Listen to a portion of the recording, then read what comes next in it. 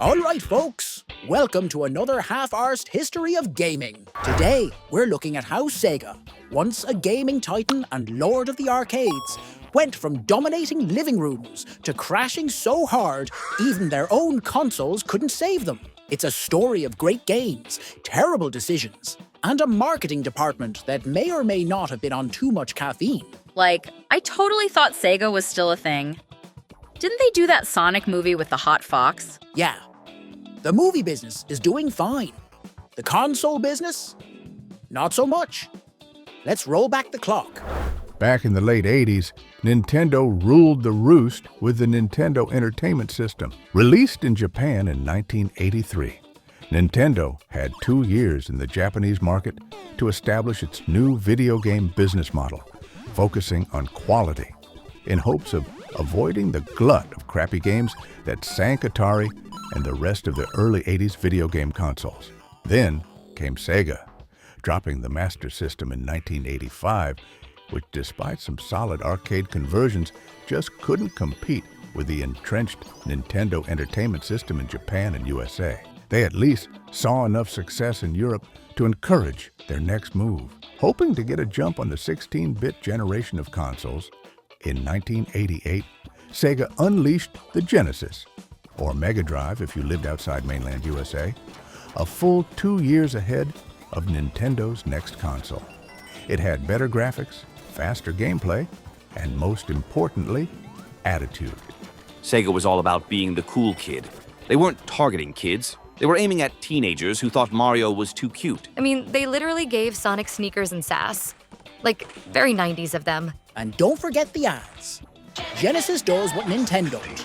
Absolute marketing gold. Sega basically invented trash talk in gaming. I'm surprised they didn't put boxing gloves on Sonic. During the early 90s, Sega actually pulled ahead in North America. They had sports games, fighting games, and of course, Sonic the Hedgehog. Genesis was cheaper, had more mature games, and wasn't afraid to poke Nintendo in the eye. For a while, they genuinely had Nintendo sweating. It looked like Nintendo, having sewn up the 8-bit console generation, might have waited too long in the jump to 16-bit. They got edgy fast. Mortal Kombat? Sega let you keep the blood. Nintendo made you fight with sweat. Or was it slime? And then there's Sonic 2, Streets of Rage, Phantasy Star, and the original NBA Jam.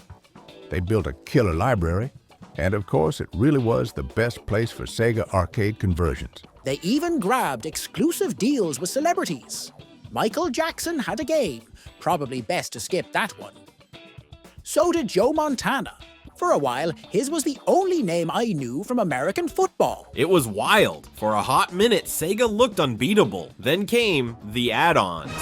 Here's where things got messy. Sega couldn't resist tinkering. Think they got paranoid they were going to miss the next hot ticket. First came the Sega CD. Cool in theory, but expensive, limited games, and weird full-motion video experiments. Then the 32X, which was supposed to give Genesis more power while we waited for the Saturn, but basically confused everyone and split the game library. They were selling a console attached to a console attached to another console.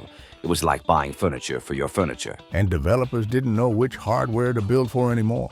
You can't sell games if no one knows which version works and who's got what hardware. Meanwhile, Nintendo just kept dropping Super Nintendo classics, like Link to the Past and Super Metroid. Simple, focused, deadly, making it all about the games. At this point, Sega basically tripped over their own cables. When it was time for the next-gen jump, Sega rushed out the Saturn in 1995. They'd spend 1994 watching Sony woo everyone with the PlayStation tech demos and promises of easy development. To try and keep up, they panicked and stuffed extra silicon into the Saturn to compensate. But instead, turned it into a development nightmare. To top it all, they surprised everyone, including their own retailers.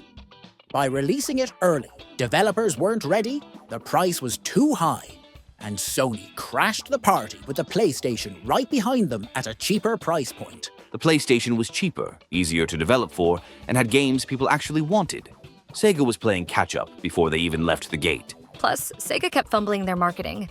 The Saturn didn't even have a proper Sonic game at launch. Rookie mistake. Sony went for the wider market, Adults, teens, casual gamers, all the people who had grown up with the Genesis and Super Nintendo, but were ready to move on.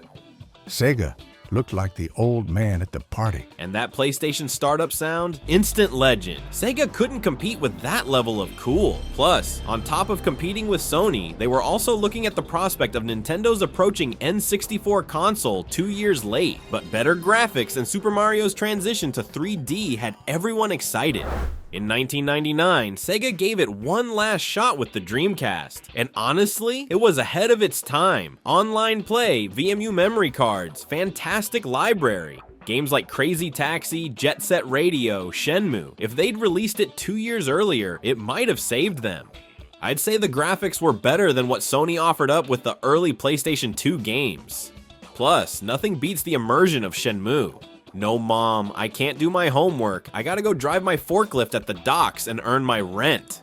But by then, the damage was done. Sony was dropping the PS2 bomb, Nintendo was prepping the GameCube, and Microsoft was entering the game with Xbox. There just wasn't room in the market for this many players. The Dreamcast was brilliant but doomed. They couldn't rebuild the trust they'd lost. Still think Sony cheated a bit. They could afford to bundle DVD with the PlayStation 2. For a lot of people, that was their first DVD player. And financially, Sega was already bleeding. They just couldn't survive another round. By 2001, Sega threw in the towel on hardware and went full third-party developer. And that's where they've stayed ever since. So that's how Sega went from king of the 90s to a software-only company.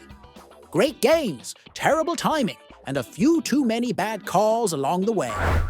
But hey, at least they gave us Sonic, right? Like, sure. But the movies are still the best thing they've done lately. Don't start. Just don't. Blast processing couldn't process that fall. A lesson for all of us. Don't release 5 consoles at the same time. Watch out for more half-assed video game history soon. See you next time.